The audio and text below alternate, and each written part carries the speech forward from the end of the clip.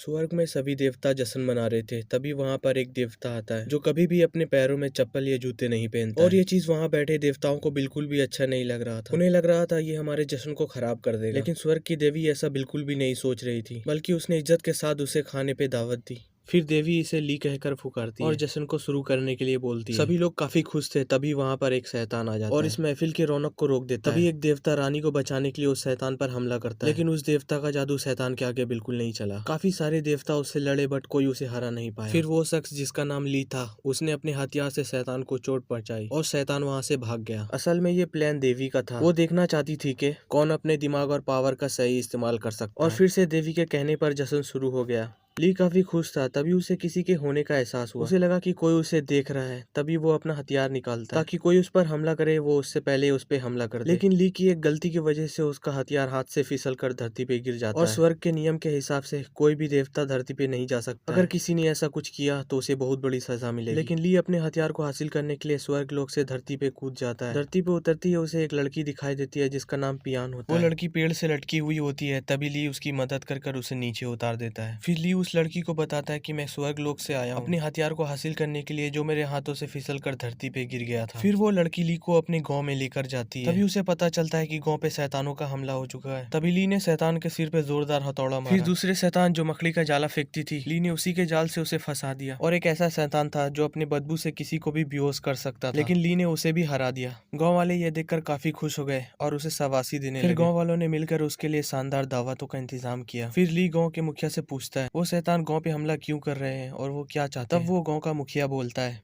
आसमान से तेज रोशनी एक पहाड़ पे जाके गिरी। तभी से इस गांव में शांति है, लेकिन हमें उस राक्षसों से लड़ना पड़ता है ताकि वो उस रोशनी को हासिल ना कर सके। लेकिन वो रोशनी पहाड़ के गुफा में महफूज है और कोई भी शैतान वहां पहुंच नहीं सकता, क्योंकि गांव वालों ने वहां पे तरह तरह के जाल बिछा रखे हैं। ये सुनकर ली को यकीन हो गया कि वो मेरा हथियार है जिसे लेने के लिए मैं स्वर्ग से धरती लोक पर आया हूं। ये बात सुनकर सारे गांव वाले काफी चौंक जाते हैं। तभी गांव का मुखिया बोलता है भाई वो तुम्हारी चीज है, वो तुम्हें जरूर मिलेगी। लेकिन सच तो ये है कि गाँव का मुखिया भी वो हथियार को देना नहीं चाहता। उसकी नीयत तो बिल्कुल भी साफ नहीं थी। तभी उसने ली को पकड़ जंजीरों से बांध दिया। ली खुद को छुड़ाने की काफी कोशिश करता रहा, लेकिन उसे एक ऐसी शराब पिलाई गई थी जिससे देवता और शैतानों की ताकत खत्म हो जाती है। गाँव वाले यहाँ पर भी नहीं रुके। उसने ली पे बिजली गिराने के लिए पूजा की, लेकिन बिजली की जगह आग गिरी और घर जलने लगे। सभी गांव वाले आग को बुझाने के लिए चले गए। तभी पियान ली के पास आती है और उसे बोलती है अगर तुम गांव वालों को शैतानों से बचाओगे तो मैं तुम्हारे हथियार को हासिल करने में तुम्हारी मदद करूंगी। ये सुनकर ली तुरंत राजी हो जाता है। फिर पियान उसके जंजीरों को खोल देती है। वो दोनों पहाड़ी की ओर जाने के लिए तैयार हो जाते हैं जहाँ पर ली का हथियार छुपाया है। ली को भागता देख गाँव वाले उसका पीछा करने लगते हैं। फिर वो अचानक से रुक जाते हैं। ली उस पहाड़ की तरफ जा रहा था जहाँ पे गाँव वालों ने तरह तरह के जाल बिछा रखे थे। गांव के मुखिया को ये यकीन था कि अब वो लोग जिंदा नहीं बचेंगे। पहाड़ पे जाने के बाद ली अपने पावर्स से उस जाल का पता कर लेता है, लेकिन थोड़ी दूर चलते ही ली का पैर दलदल में चला जाता है। फिर पियान उसे वहां से निकाल कर बचा लेती है।